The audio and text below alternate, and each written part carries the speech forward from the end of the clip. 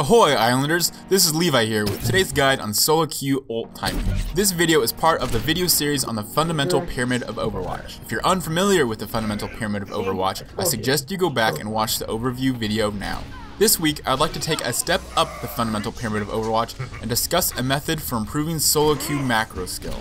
Recall from our previous discussions that macro skill is our ability to manage cooldowns and positioning with the intent of helping our team win.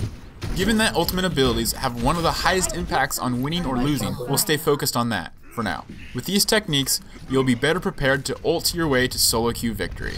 First, let's briefly go over what an ultimate ability is and how it's generated. If you've gotten this far, you probably already know what an ultimate is, a powerful ability that varies from hero to hero, which needs to be charged up prior to use. Ultimates are generated in three ways: by dealing damage, by healing, and by the passage of match time. Different heroes charge their ults at different rates, and these rates will continue to be used as balancing parameters by Blizzard, so getting into the technical details of each won't help us too much.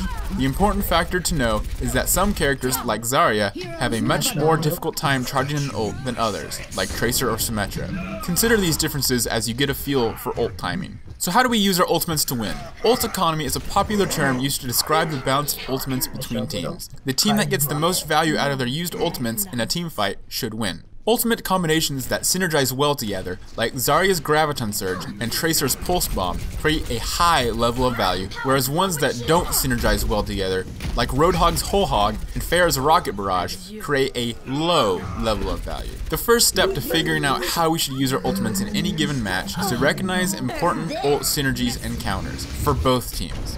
The in-game scoreboard, often called the tab screen, is your best friend for this. After 15 seconds of match time, your enemy's full hero lineup is revealed to you. From this point on, you have the capability of knowing every single ability available to everyone in the game, just not their current cooldown status. Look at your teammates. Who do you have ultimate synergy with? Who do you have ultimate anti-synergy with? Look at the enemy team. Who can shut your ultimate down? Who can you shut down with your ultimate? You need to have answers to each of these questions at all times to be able to decide when to ult. As a rule of thumb, every time you die, or every time a team fight has ended, you should review the tab screen. If you're playing Lucio and the enemy has a Sombra, you need to be aware that her ult can shut down your ult. If you're playing Soldier 76 into a D.Va, you need to be aware that her regular ability, Defense Matrix, can mostly nullify your ult.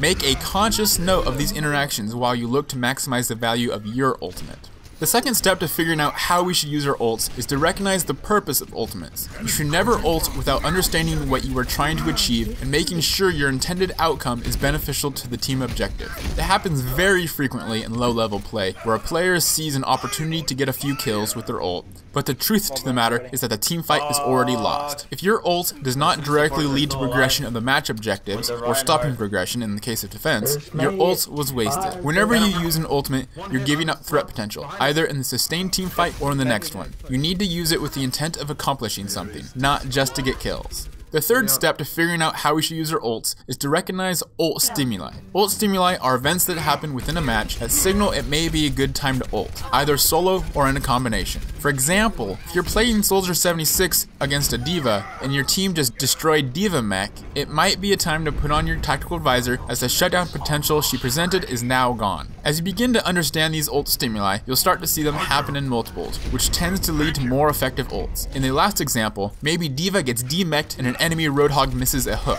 Now your tactical advisor has an even better chance of being effective. The last step to figuring out how we should use our ults is to force ultimate combinations. Ideally, we shouldn't have to force anything, as our team should communicate and plan out ultimate usage. But solo queue isn't ideal, so we do the best we can. Trying to communicate with your team should always be the first plan of action. Don't assume your teammates can read your mind. They can't. However, if they refuse to communicate, you need to go to plan B. When your ultimate is nearing the ready, find a teammate that your ult synergizes with and follow them around. Become their shadow. If they die without you, retreat, wait for them to spawn, and try again.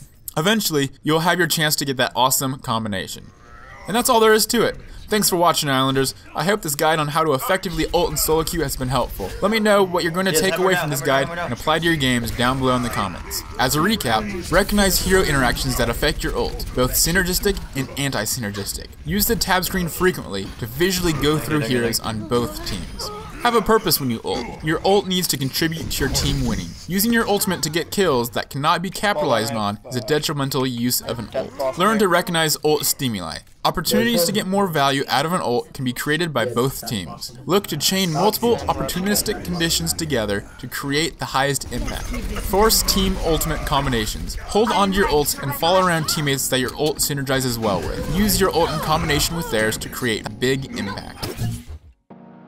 This has been a guide on solo queue ult usage and is part of a series on the Fundamental Pyramid of Overwatch. If you enjoyed this content, please like, comment, and subscribe to show your support.